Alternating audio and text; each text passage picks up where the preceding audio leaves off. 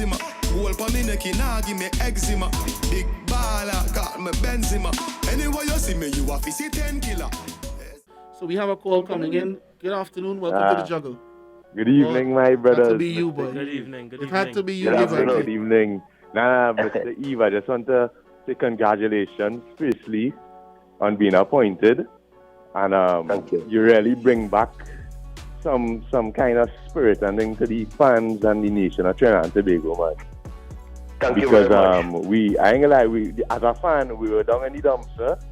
But boy, Mr. Eve, you bring back that fighting spirit, boy, and you could even see it in the players. Like they want to play for Trinidad and Tobago. And I'm not sure if you don't know about like these things like Twitter spaces and things. But before you even considered, with all the bacchanal with the previous Visa time coach and things.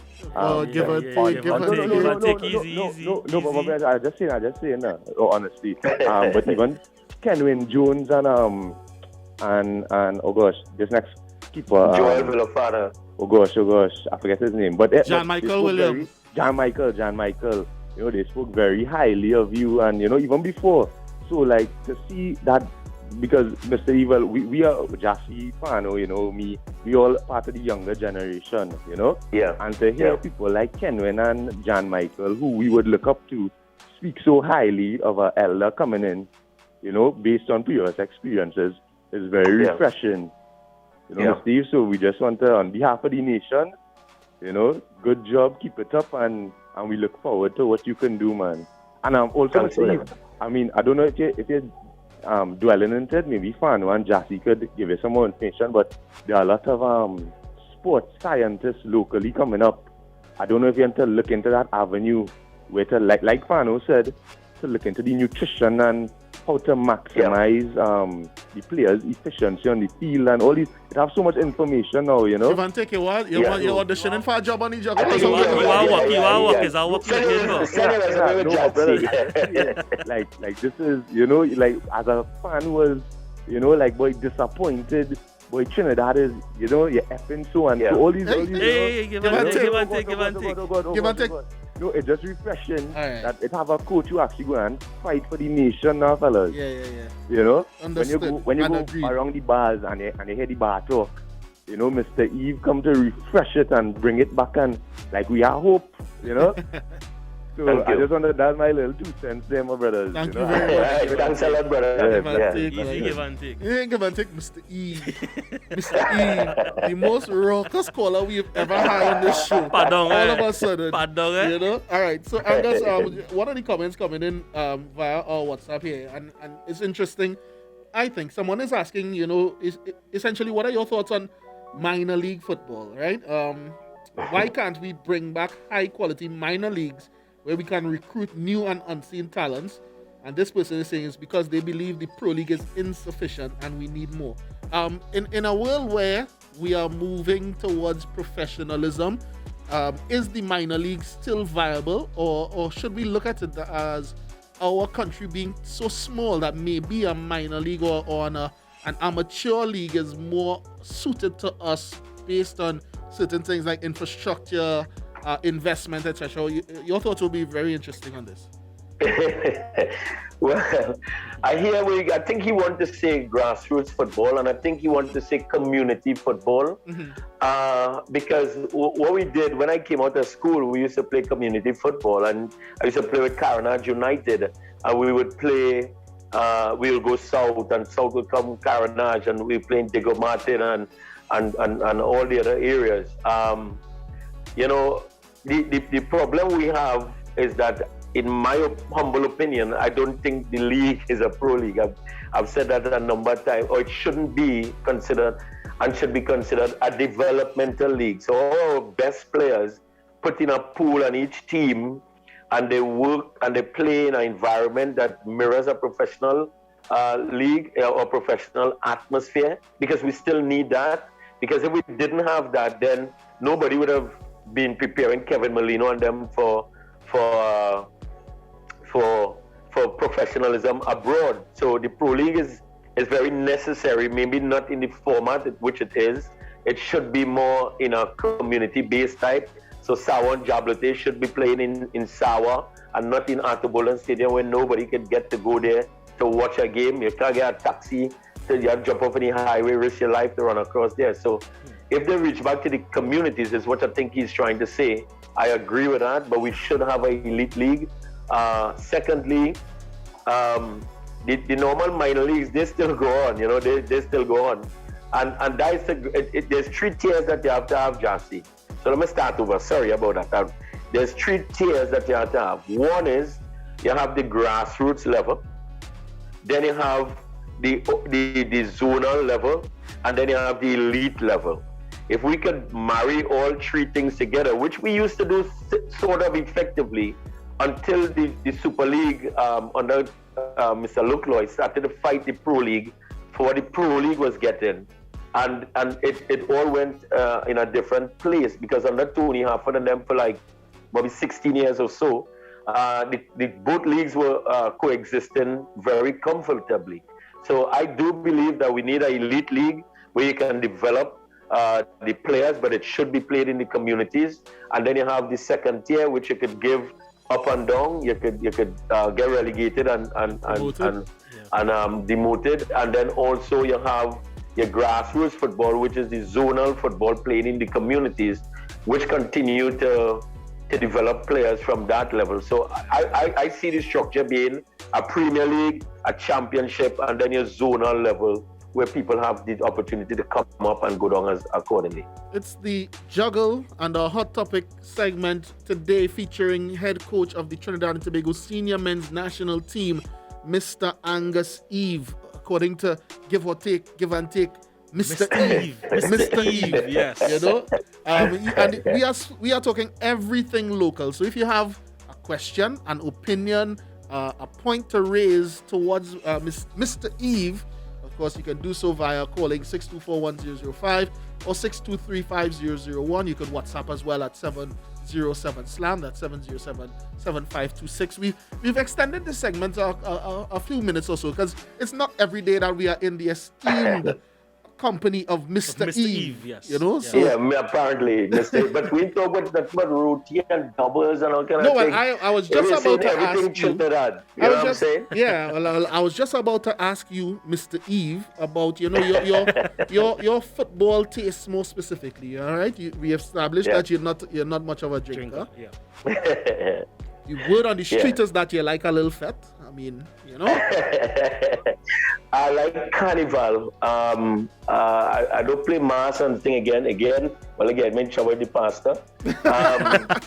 But I like to go to the all-inclusive parties now because I get an opportunity to see the artists on the stage.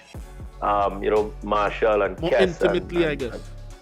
Yeah, I like the atmosphere where it's not a fat atmosphere, all-inclusive atmosphere.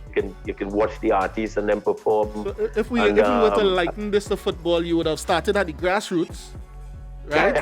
in the PSA and stuff long ago. Then you elevated a little bit to the cooler fets, might be considered community. But it'd be a little more grimy than that. It was licensing and customs and textiles and Brassarama in PSA, So. Yeah. So I've graduated somewhat. Yeah. So all right. So we have a question coming in here via WhatsApp. If the national team were to qualify for a major international tournament, would the side be ready? And if not, what needs to be done in preparation for one? Okay, that's a good question. We need to play in every FIFA window. What that does for us is back when I used to play.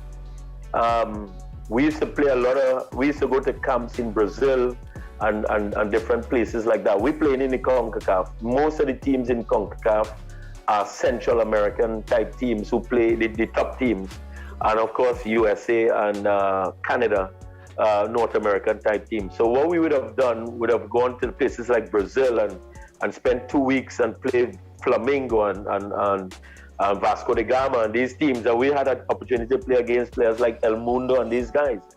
So if we take the local players and we give them that type of exposure to bridge that gap because they're not playing from a foreign standpoint, they're not playing away, So we take them away to bridge that gap, maybe some camps of months and 2 weeks or something like that, and play quality games in Brazil. The Brazilian players will be still better than the players that we playing against at the Central American teams. So I think that would help us, and they play the same kind of tiki-taka football, passing and move. Our weakness for years have been, if we realize in the World Cup, Paraguay is the team that beat us the most in 2006, the most goals, because we're all right with teams who play in front of us, Sweden and there. There's the teams who pass and move because we're not good at marking and tracking. So I would do that, the local players, and then ensure that the foreign-based players, they are playing in whatever leagues they're playing, so that augurs well. But we must have a base of a proper locally based team, so that when we bring back the guys from away, it's to complement the group that we have. And I think we'll have a better synergy that way, and it will give us a better chance to qualify for tournaments. Angus, the questions are coming in rapid fire now. Someone is asking, should I read this, boy? Ask Angus about Gigi's son and his future prospects as a footballer. You can take the question or not, Angus. I'll leave it up to you. I take every question. Gary Griffith is junior, is a young footballer, and he's a Trinidadian holding a Trinidad passport. So of course he's eligible to be selected on the team at any point in time. I don't close the door to anybody who would make the criteria to be on the team at the time. All right. Your thoughts on a coaching at all levels, college, the college league, super league, pro league. I guess this is your thoughts about coaching at these levels. The college league. City 3 is college league, pro league, and at the youth level. Yeah. Yeah, because super I league, do college coach. league, super league, pro league. Your thoughts on the Super coaching, not your experiences, but your thoughts on the coaching at this level, at these levels. Listen, the other coaches. I've been very consistent in every interview that I've done, that we have very talented coaches here in Trinidad. I would say the same thing for the player that I said for the players.